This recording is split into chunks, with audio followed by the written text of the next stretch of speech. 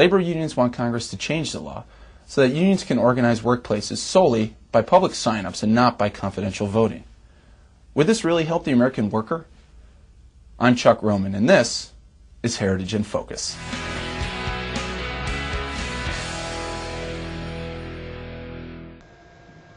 Hey guys, it's Buddha Jim, and before I get into this rebuttal of this Heritage Foundation video, I want you to consider who the Heritage Foundation is as we watch this. The Heritage Foundation is a far-right think tank, long history of being anti-labor, anti-gay. They directly advise the terrorist force known as the Contras in Nicaragua with the full support of the United States government. This is a serious think tank, okay? And, you know, started by the Coors Foundation, the Coors Empire.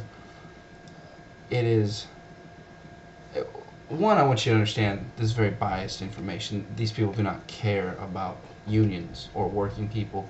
The guy you're about to hear has never worked a day in his life. He went straight from school to the Heritage Foundation. He wouldn't know what it was like to have to do and go through the things that working people have to go through. He's paid very well to fill your mind with this bullshit.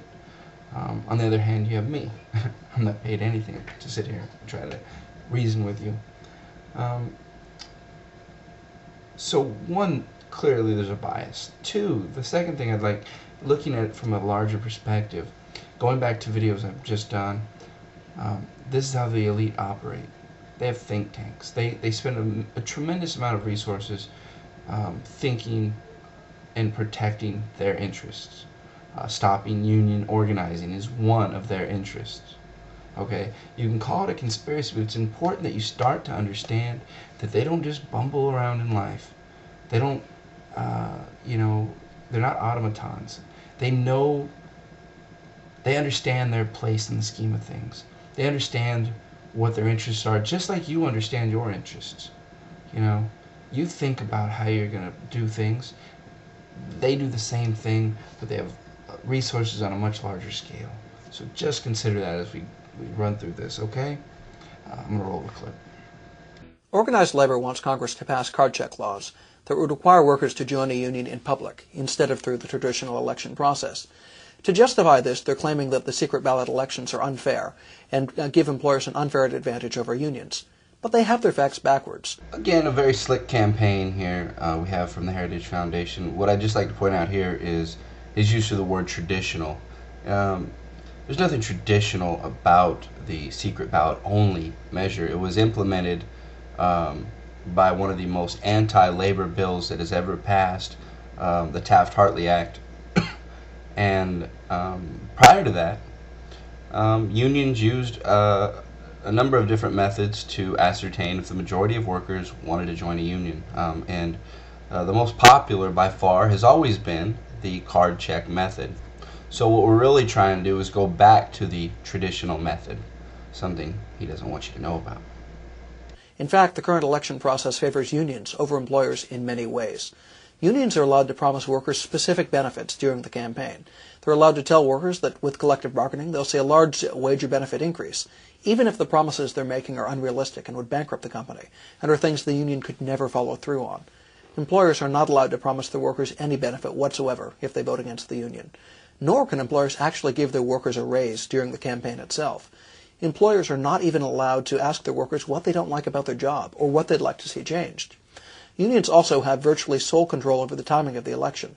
The election only happens when the union calls for it, allowing organizers to ensure that workers only vote when union support is at its highest.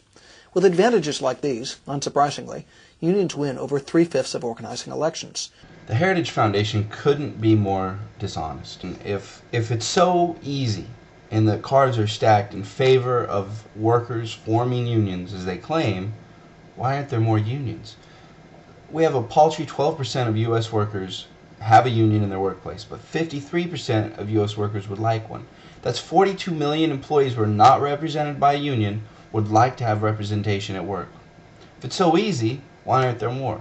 The truth is that employers go to great lengths to pressure, bribe, coerce employees into not forming unions. They do it in a multitude of ways, and I'll be providing links you can check out. But oftentimes what they do is they find out who the main culprits are in the organizing drive.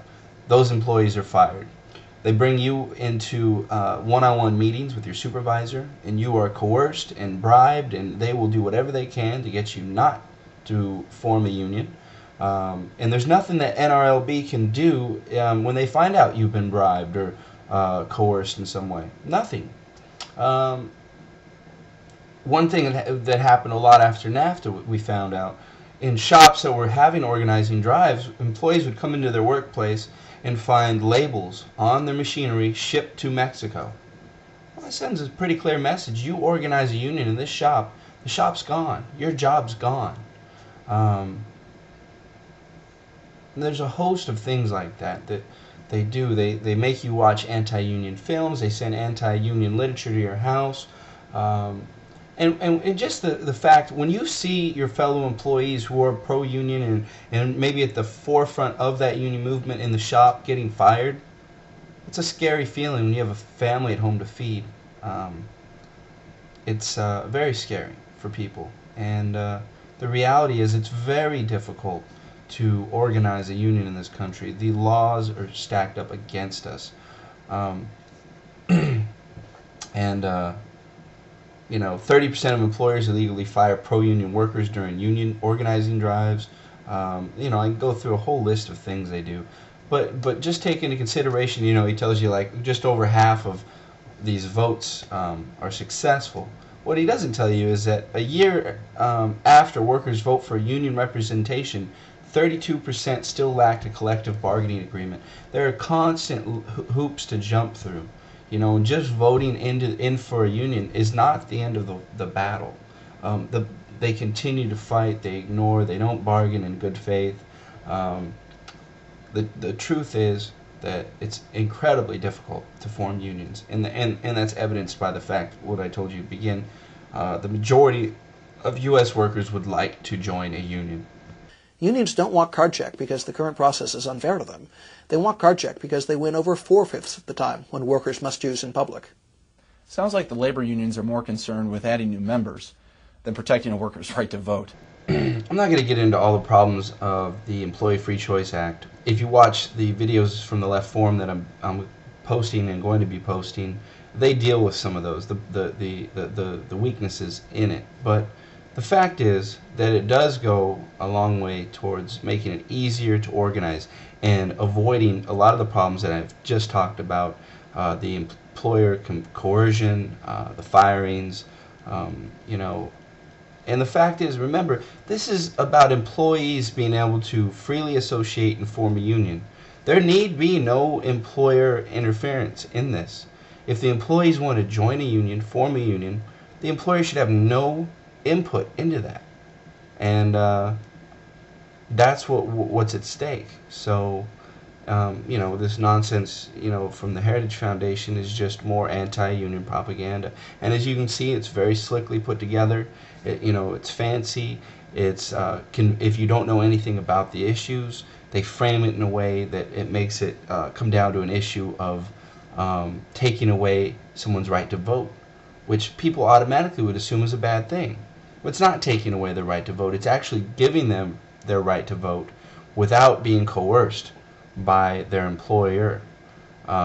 It's allowing them to vote free of the pressure of employer coercion and speeding up the process of forming unions, which still doesn't address a myriad of problems that unions face, but it is a step in the right direction. You know,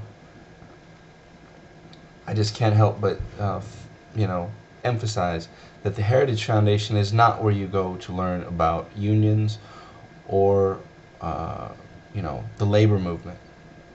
The guy you're hearing talk has never worked or, you know, had to deal with these issues.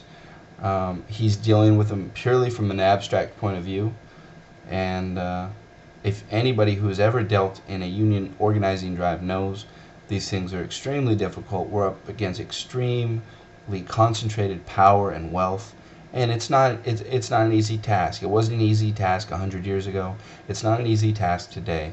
But the only way that employees can fight this concentration of power is to stand together in solidarity, form unions, and work collectively towards a better future. Thank you.